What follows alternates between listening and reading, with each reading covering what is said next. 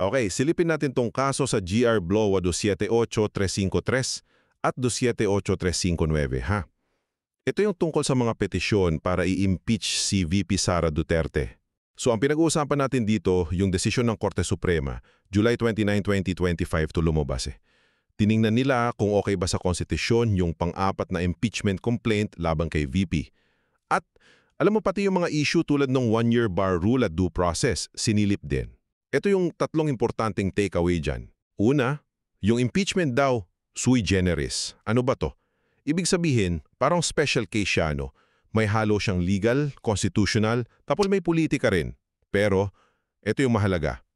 Kahit special yan, kailangan pa rin dumaan sa tamang proseso, yung due process. Pangalawa, ito pa, yung one-year bar rule.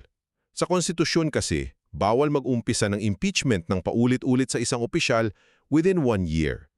So dito, pinag-usapan talaga, kailan ba nag-uumpisa yung bilang ng isang taon? Kasi di ba sunod-sunod yung reklamo kay VP, kaya importante to.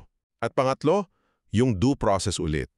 Kahit na sabihin natin may politika sa impeachment, hindi pwedeng baliwalain yung karapatan ng tao sa tamang proseso. Mahalaga yung marinig ka, bigyan ka ng time sumagot, tapos makita mo yung mga ebidensya laban sa'yo. Basic rights kumbaga. So basically, nilinaw lang ng Korte Suprema na oo, special ang impeachment, pero may rules pa rin yan galing sa konstitusyon na kailangang sundin.